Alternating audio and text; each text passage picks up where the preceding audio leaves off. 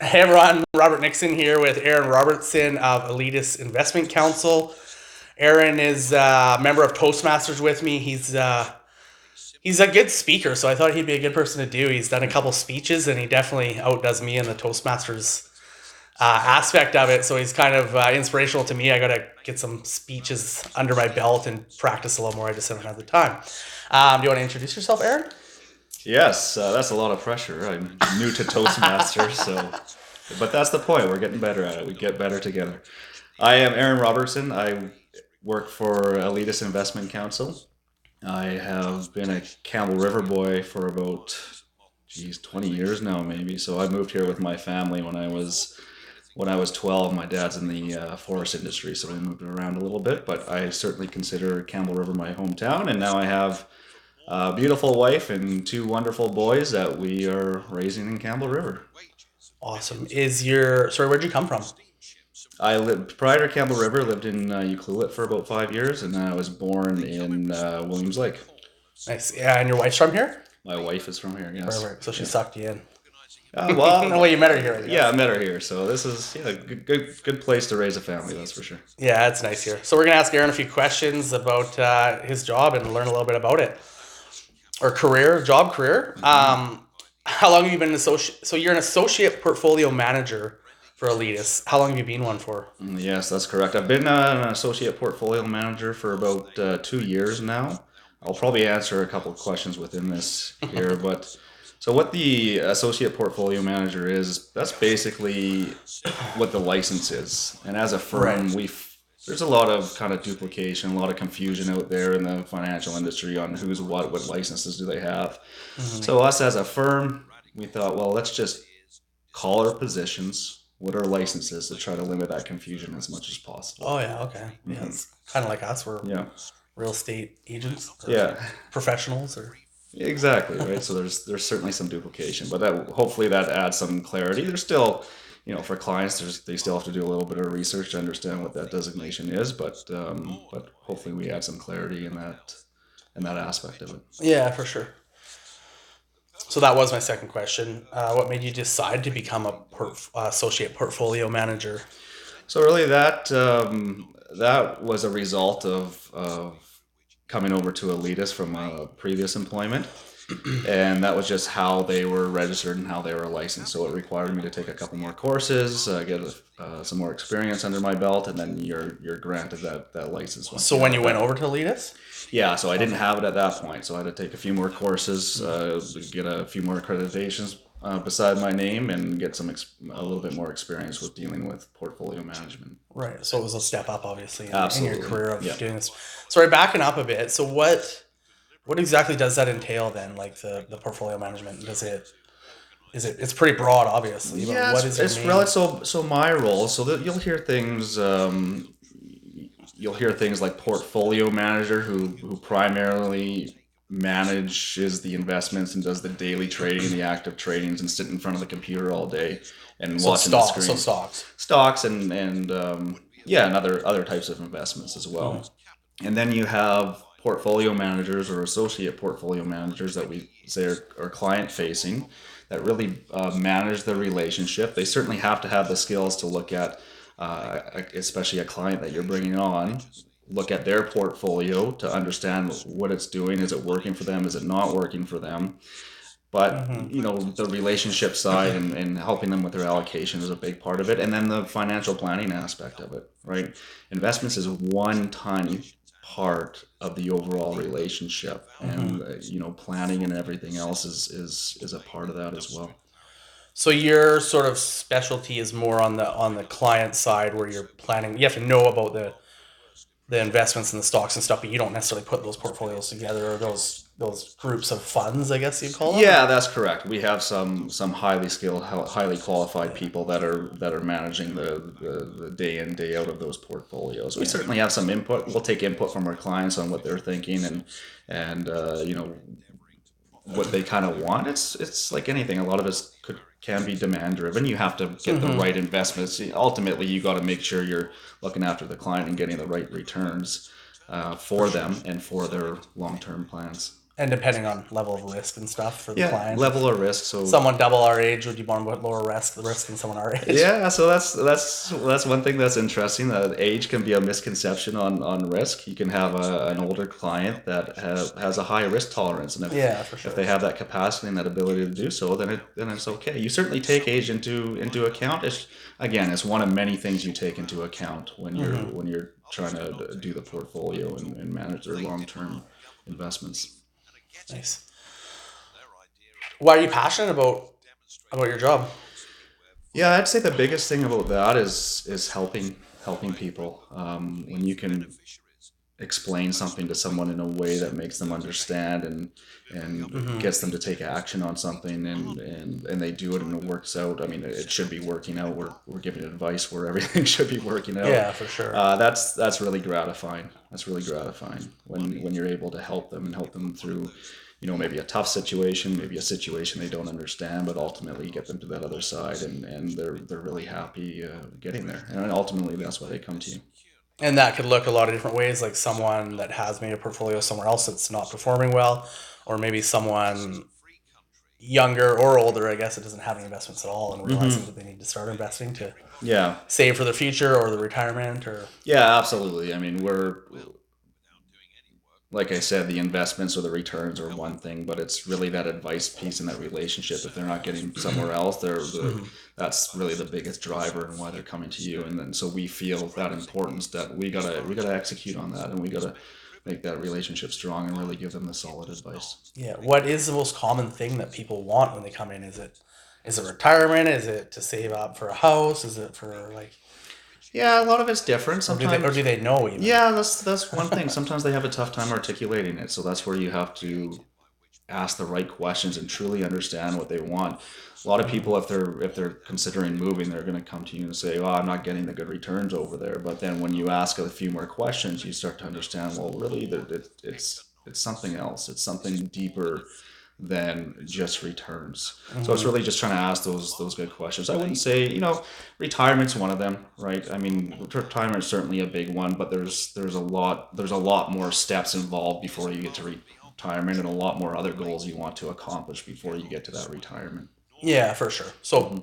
teaching them where they need to be along the way, Hmm. of course, which I could always learn something about as well, I'm sure. So you talked about when you went to Elitis, you upgraded to a associate portfolio manager. Before that, you were doing the same sort of thing, just not as high of a level, sort of, or Yeah, I not. would I would probably say, and it takes time. Part of our licenses and accreditations are work experience, and as it should be, Right, right? for It's sure. one thing to do the tests and the exams and get that side of it, but really, it's not until you're in that seat and you're actually dealing with a human being in front of you where you really start to learn what's going on. So, yeah, Right. just been really from the start of my career in the financial industry, just taking that step forward and always trying to learn and take the courses, keep up with the education, keep up with what's going on in the industry, and then Hmm. yeah, that's where you end up moving up the ladder on the education side and the accreditation side. Constantly learning. Hmm. Before you did any sort of asset management, I guess Hmm. was that what you'd call it? Yep. What did you do before that as a career? I was so I've always been interested in the financial side of it, but right out of high school, just kind of I did some landscaping in Campbell River. I Yeah. worked as a server bartender at Moxie's. I even was a bartender at the Voodoo Lounge for a little bit. Nice. So, but while I was doing those, I was taking some courses in the financial industry, kind of thinking that once I settle down, I'm ready to have a career. That's probably the way I would go. Yeah. Yeah. Okay, awesome. So it was sort of something that you were leading up to for quite a while. Yeah, probably why the passion now is to help clients, but really what drove me towards that was the stock trading side of things. I always found an interest in that, and even from a young age was kind of Yeah. following the markets, even though I didn't understand them. I thought that would be an interesting job. Even now, I would be if part of my day would be trading stocks on a daily basis, I would be pretty happy with that too. Yeah. Yeah. So diversifying a little Yeah. bit for Hmm. sure. Yeah. If you had the time and the money, maybe. And yeah, You got to time, be careful. money,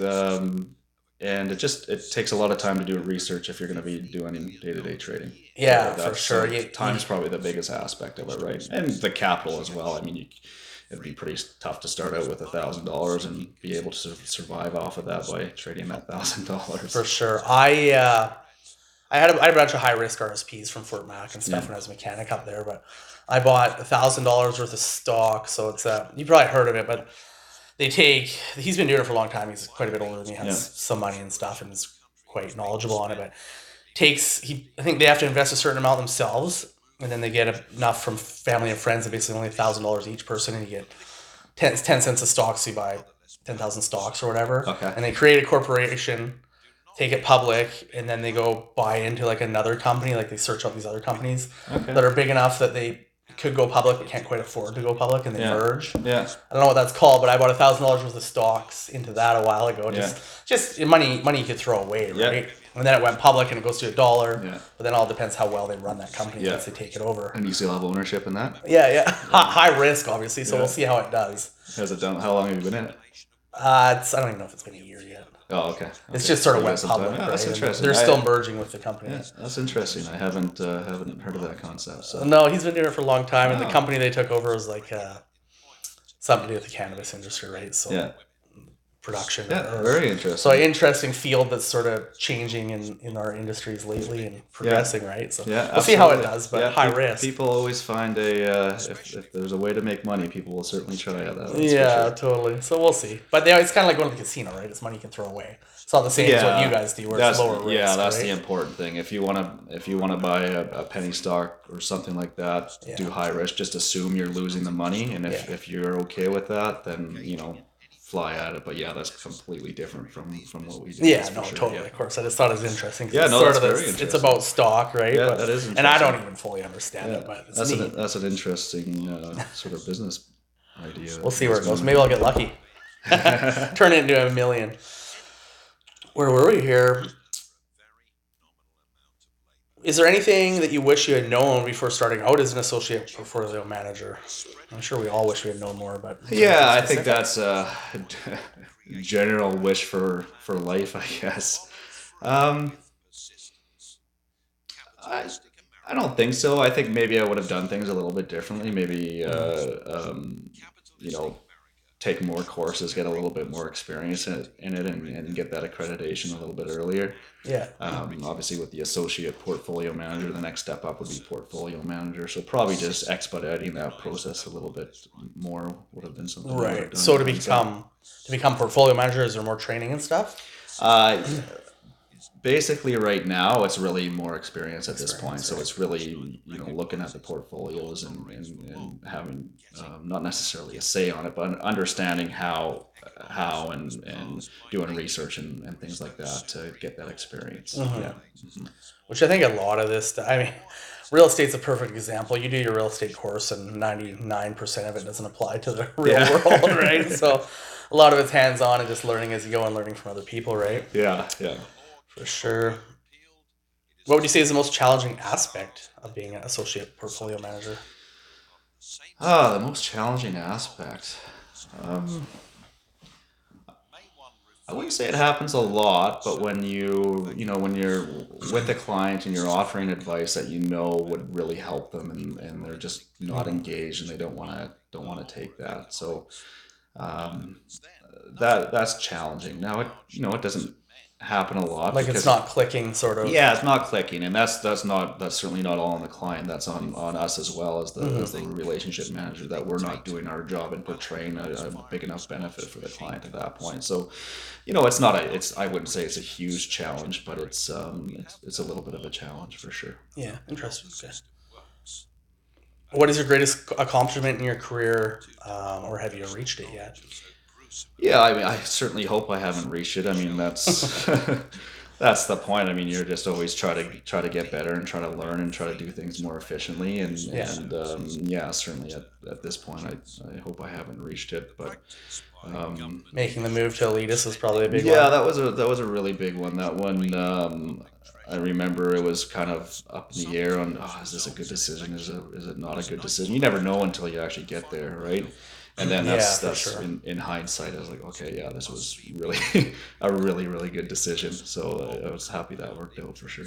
Yeah, it's good. The grass isn't always greener on the other side, that's for sure. Yeah. I just switched companies as well, and Yeah, you exactly. always wonder, but I think it makes sense for me too, and it's sort of the way of the Yes. future and stuff. So So there's always that trepidation going into it, right? And yeah, the anxiety fear. in a bit, and ultimately, if it's the wrong one, you learn from it, and then you move on.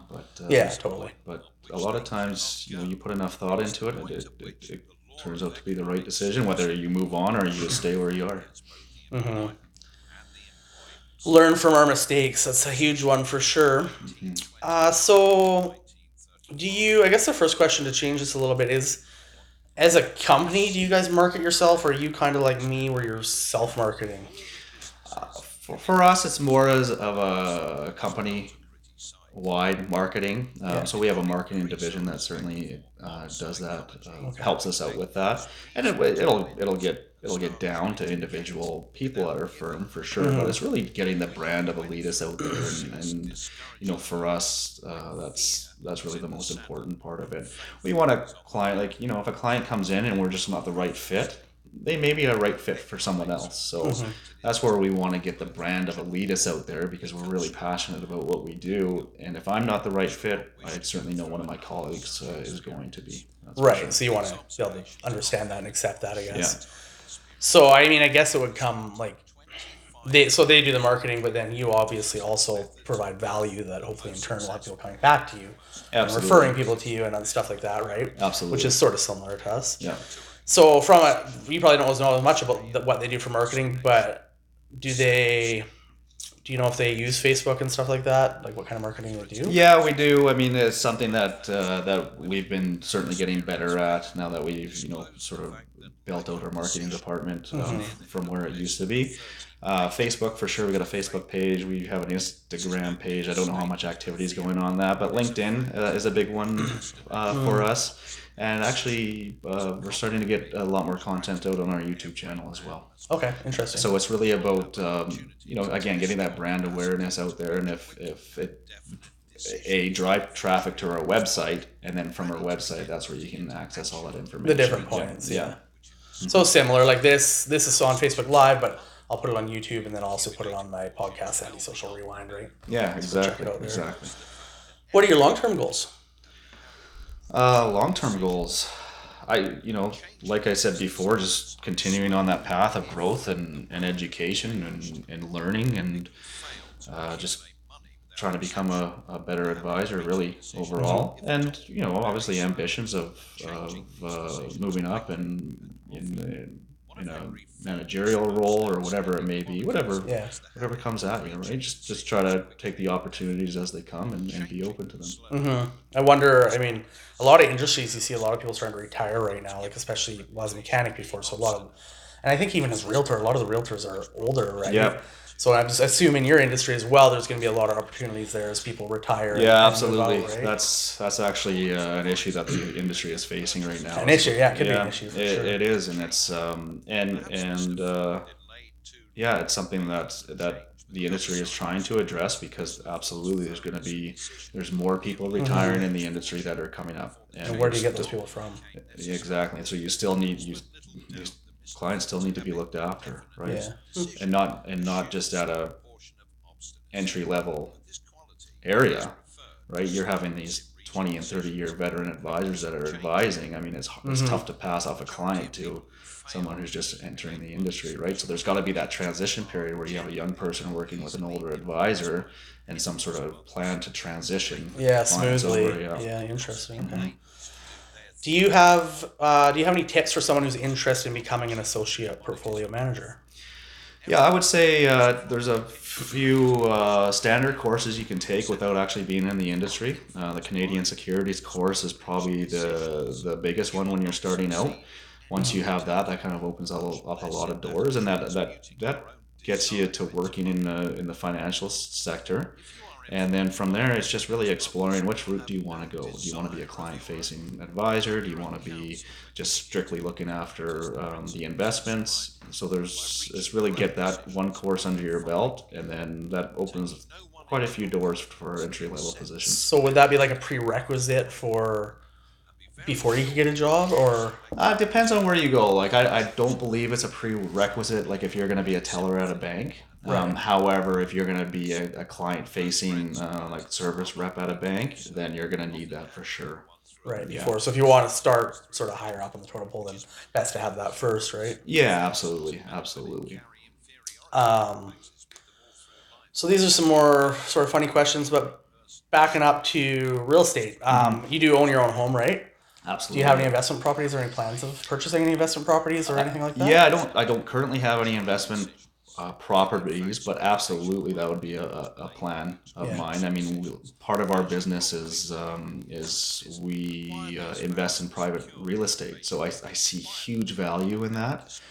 So is that's through a REIT, like a real estate investment trust? Yeah, so we've created our own real estate investment trust that we partner with developers. So we're not the developer by any means, but we partner with those people skilled in that area, and we invest our clients' money in that, and they develop, and we partake in the return returns. and in the income. So I've certainly seen it to very decent success. So that is something either I when I have the capital, I have money in a real estate investment trust as well, but it's also something I'm interested in having Some hands-on. yeah, hands-on Yeah.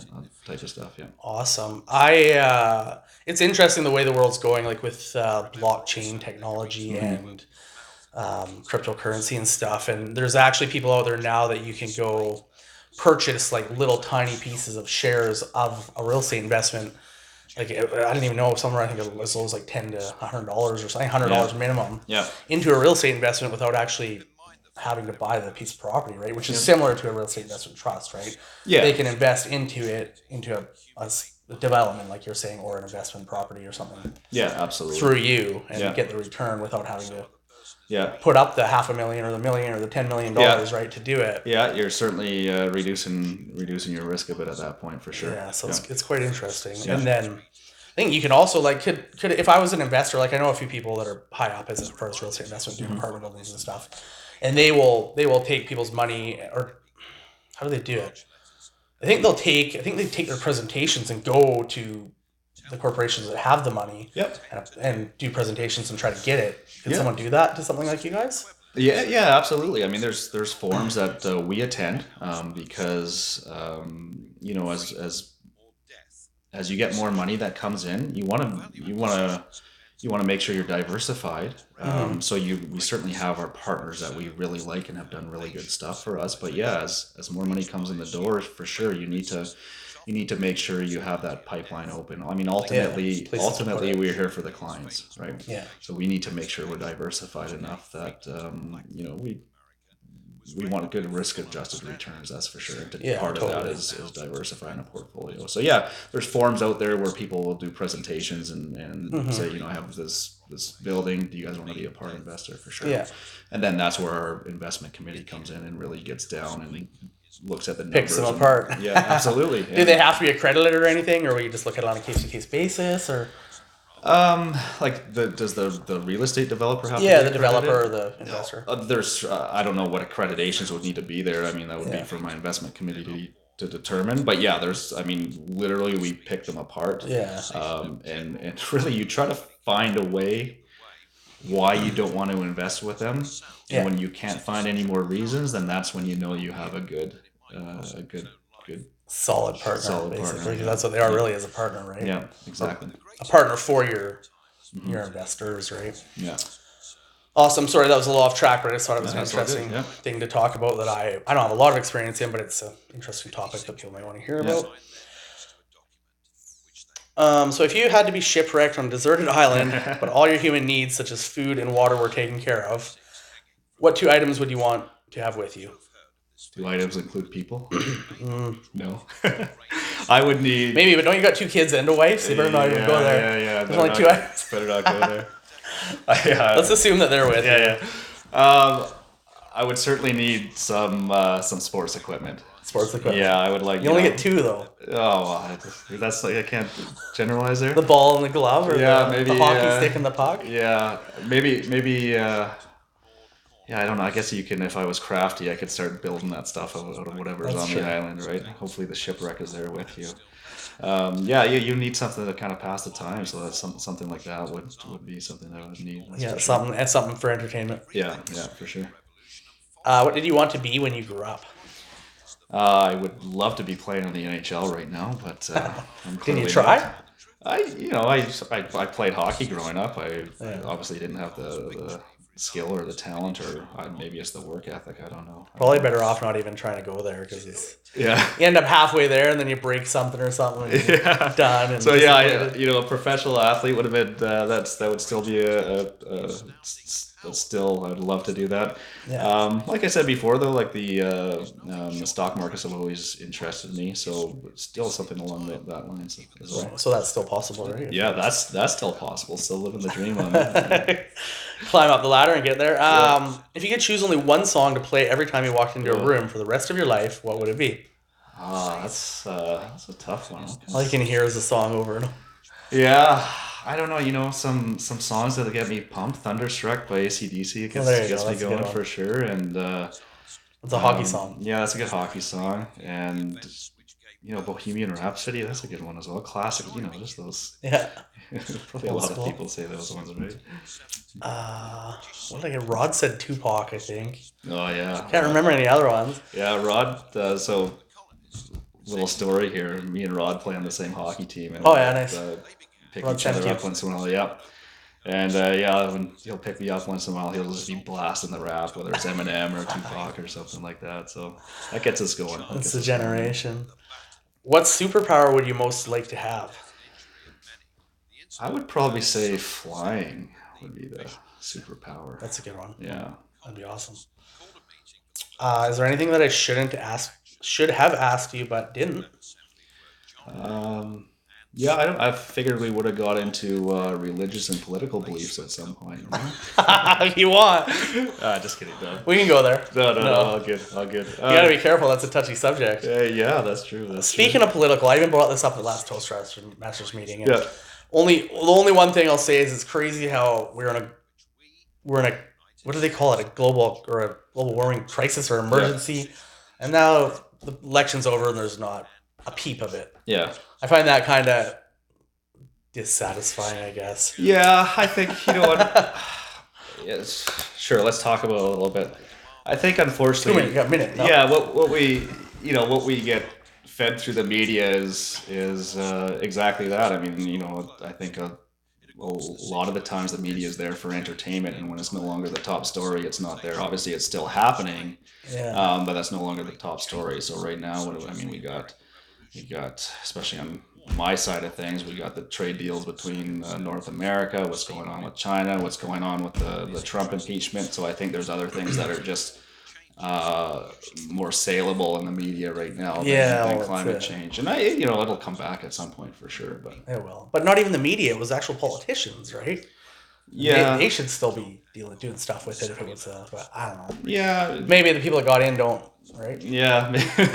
Don't care as much. Maybe it wasn't them. Maybe once they're there, yeah. I don't know. I can't comment too much on that. I'm guilty. I don't follow that stuff enough. I don't follow politics. I don't follow news enough. And I think it's a positive and a negative thing because I think it keeps a lot of bullshit out of your head, but it also, when election time comes, it's nice to have been paying attention a little bit throughout the year, right? Yeah, it is. 5 years. Same thing though. I mean, if I'm more of the mindset if say you don't know who you're voting for, try to do the actual research and try to get the unbiased opinions and formulate the idea for yourself rather than just listening to the rhetoric out there or going on Facebook and if you truly want to understand what a party's all about, then you got to get on their site. You got to get on some unbiased sites that are just telling you the facts, and I think that's more important than listening to what we constantly get barraged with. What each party's actually saying. Yeah. That is what I did this year. There was there were some things that had lists of each party, and hopefully they were legit. What each party had to offer, right? Yeah. So last question is, do you have anyone that you'd recommend for me to interview next, or not next, but in the future? Yeah, I don't know. Like we had a conversation earlier. I've only been following your page for a little bit on Facebook, so I don't know all of them. I know you've obviously spoke with Rod there. Keeping with politics, maybe you could get Rachel or Claire to do an interview. There you go, Rachel Blaney. Yeah, that might be a good one. I interviewed her friend Tara. So Okay. There you go. So that would be a good one. That could be pretty political for me. Yeah, that's Rachel, okay. who did you say? Claire? Yeah, Claire, the Taverner or whatever? yeah, the MLA for Campbell. What about, have you done, I don't know, maybe like the fire chief or No, that's a good head one. of the police or something like that? Those would be good ones. Or the mayor, maybe. I got the mayor's on my list. Okay. He is on my list Yeah. to do one day. Yeah. I don't know.